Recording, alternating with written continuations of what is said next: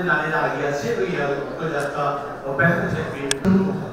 অর্থাৎ আমরা যদি প্রযুক্তিকে ব্যবহার করতে পারি, আমরা যদি নারীকে শিক্ষা, আর্থিক আয় বৃদ্ধি পেয়েছে, শিক্ষা বৃদ্ধি পেয়েছে, তাই তাদের সঞ্চয়ের সক্ষমতা বৃদ্ধি পেয়েছে। তার জন্য ধন্যবাদ জানাই। ধন্যবাদ।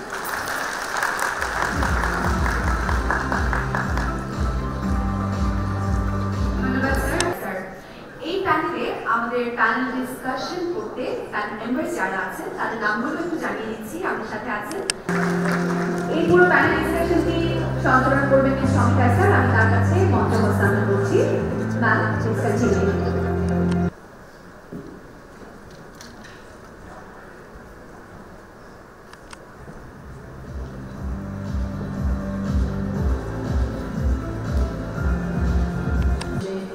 Bangladesh securities and exchange commission আমাকে আমন্ত্রণ জানিয়েছে, সেই জন্য আমি ধন্যবাদ জানাচ্ছি।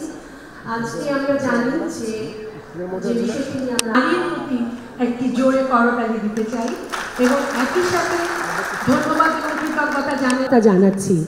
আমরা আজকে পুঁজিবাজারে নারী এটি নিয়ে আমরা আলোচনা করব।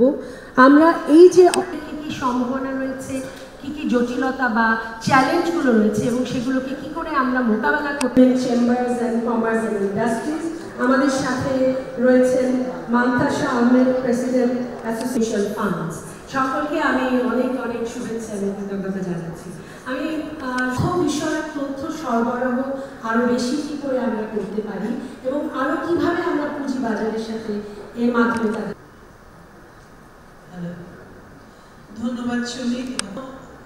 বিষয়ে আজকে আমরা আলাপ করছি, যে বিষয় আসলে আমি নিজেও কিন্তু বলতে গেলে অল্প।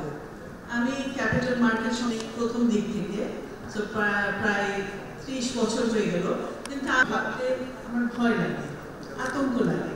কারণ সেটা আমরা আসলে মনে হচ্ছে যে আর একটু বেশি আমাদের সেই জ্ঞান যে আমরা পুঁজিটা কোথেকে আমরা পাই। একটা বললো যে আমরা ব্যাংক থেকে সার্টিফিকেশন, এই প্রসেসগুলো এত কঠিন লাগে নারীদের কাছে, বিশেষ করে প্রান্তিক নারীদের। লোন দাতাদের কাছে যাচ্ছে যেগুলো একটি সুদের হার অনেক বেশি, যাতে করে তাদের ব্যবসাটা কিন্তু টেকসই হয় না। এই প্রোগ্রামে কিভাবে অর্থটা পেতে পারি। এখন পুঁজিবাজার যে একটা অর্থের একটি বড়, আমি বলবো যে আজকের এই অনুষ্ঠানটি যেখানে সিসি আছে, ডিএসসি, চিটাগং স্টক এক্সচেঞ্জ। ধন্যবাদ সঙ্গীতা আপা, আপনি যথার্থই বলেছেন যে গণসচেতনতা এবং এটি নিয়ে। চৌধুরী এমপি, বিশেষ অতিথি আমাদের খুবই প্রিয় একজন মানুষ, মাননীয় অর্থ প্রতিমন্ত্রী যারা আইটি সেক্টরে, তারা হয়তো বা খুব একটা সুশিক্ষিত নয় বা উচ্চশিক্ষিত নয়। সঙ্গীতা আপা ডেফিনেটলি উচ্চশিক্ষিত নারীদের, বাংলাদেশের নারীদের মধ্যে একজন মার্কেট। তো সেখানে আসলে শ্রমিক যারা আছে, নারী শ্রমিক আরএমডি সেক্টর না, সেটা হলো একটা প্রশ্ন। এবং আমি এবার আপনার উত্তরটা দিচ্ছি। উত্তরের প্রথমে আরএমডি সেক্টর, সেটা যদি হয় তাহলে প্রথমেই আমাদেরকে যেটা করতে হবে সেটা হলো যে যারা নারী শ্রমিক, যারা ফিমেল ওয়ার্কার্স যারা আছেন, বিনা শ্রমিক, তাদের জন্য সেই ফান্ডগুলোতে ইনভেস্ট করা। এটি বারবারই চলে এসেছে এবং আপনি নিরাপদ বিনিয়োগের কথা বলেছেন, নিরাপত্তার কথা বলেছেন। সেই পরিবেশ কিন্তু একটি বড় প্রভাব রাখে।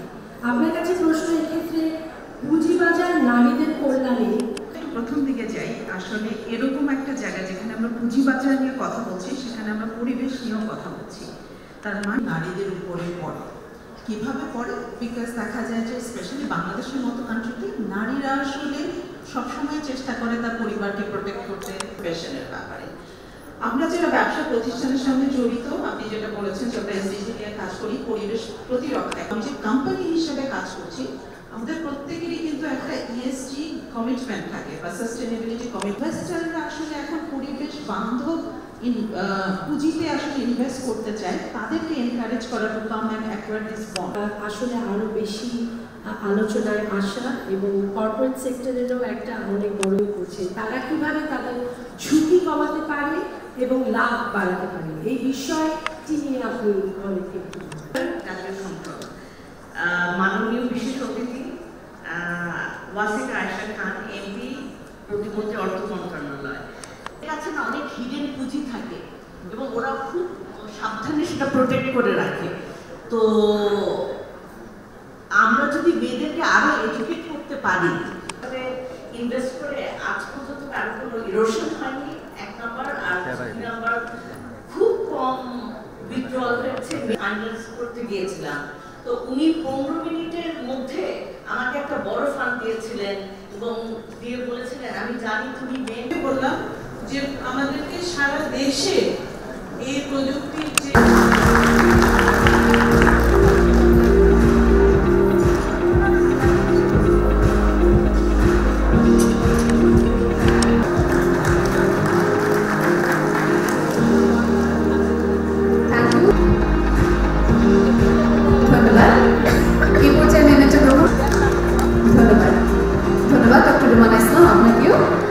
পর্যন্ত ক্যাটাগরি খ 10ম গ্রেড থেকে 16তম গ্রেড পর্যন্ত এবং ক্যাটাগরি গ 17তম গ্রেড থেকে হয়েছেন। তার নাম হলো জনাব মোহাম্মদ সুজন আলম, অফিস সহায়ক। জনাব মোহাম্মদ সুজন মঞ্চে চলে আসুন প্লিজ।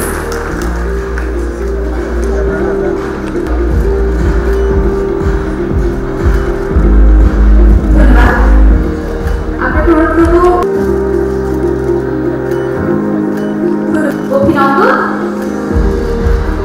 এই পর্যায়ে শিক্ষার্থী পুরস্কার 2022 থেকে 23। Thank you so much. পুরস্কার বিজয়ীদের অনুরোধ করবো যার যার আসন গ্রহণ করতে। আর অতিথিদের অনুরোধ হাতটা একটু পাবো আমরা একটু জোরে। ধন্যবাদ। দ্বিতীয় স্থান অভিনন্দন এবং ধন্যবাদ। IDLC Securities Limited, congratulations. A big round of applause, please, everyone.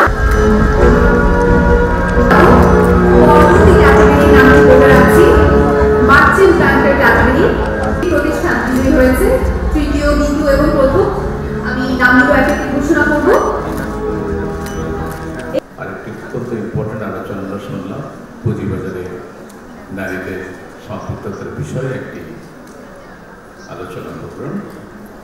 এই অনুষ্ঠানের সম্মানিত প্রধান অতিথি, অনুষ্ঠানের বিশেষ অতিথি আমাদের আর্থিক বিশ্লেষণ বিভাগের সচিব মহোদয়, অনুষ্ঠানের সম্মানিত সভাপতি, সিকিউরিটিজ অ্যান্ড এক্সচেঞ্জ কমিশনের চেয়ারপারসন, এক্সচেঞ্জ কমিশনের কমিশনারবৃন্দ, আমার প্রিয় উদ্যোক্তাবৃন্দ, এখানে আমি অনেক পরিচিত মুখ দেখতে পাচ্ছি এবং আজকের যে এর আগেই আলোচনাটা হয়েছে, খুব চমৎকার আলোচনা ছিল। সেখানে যারা অংশগ্রহণ করেছে প্রশংসনীয় এবং অভিনন্দন। আমি বিশেষ করে সিকিউরিটিজ অ্যান্ড এক্সচেঞ্জ কমিশনের সম্মানিত চেয়ারম্যানকে অভিনন্দন জানাতে চাই। সেই সাথে প্রথমে আজকে যারা পুরস্কার গ্রহণ করেছেন, সেই স্বাধীনতা সুবর্ণ জয়ন্তী পুরস্কার পুঁজিবাজারে মধ্যস্থতাকারী 3টি ক্যাটাগরি থেকে যে পুরস্কার প্রদান করা হয়েছে, তাদের সকলকে আমি আন্তরিক অভিনন্দন জানাই। এবং বাংলাদেশ সেটা যেভাবে বৃদ্ধি পাচ্ছে সেটা আমাদের জন্য অত্যন্ত গর্বের বিষয়। আজকের যে প্যানেল ডিসকাশন এখানে হয়েছে, সেটা থেকে পুঁজিবাজারে নারীদের অংশগ্রহণ বিষয় আমরা অনেকগুলো দিক সেখানে উন্মোচিত হয়েছে এবং সেখান থেকে আমাদের অনেক কিছু জানা হয়েছে এবং আমি আশা করি যে আগামীতে সেগুলোর ভিত্তিতে অনেক গুরুত্বপূর্ণ পদক্ষেপও আমরা গ্রহণ করতে পারব। মাননীয় প্রধানমন্ত্রী শেখ হাসিনাই বাংলাদেশের নারী ক্ষমতায়নের অগ্রদূত। তিনি বাংলাদেশকে সারা বিশ্বে নারীর ক্ষমতায়ন, নারীর অধিকার প্রতিষ্ঠা এবং লিঙ্গ সমতা বা জেন্ডার ইকুয়ালিটি এক উজ্জ্বল দৃষ্টান্ত হিসেবে প্রতিষ্ঠা করেছেন।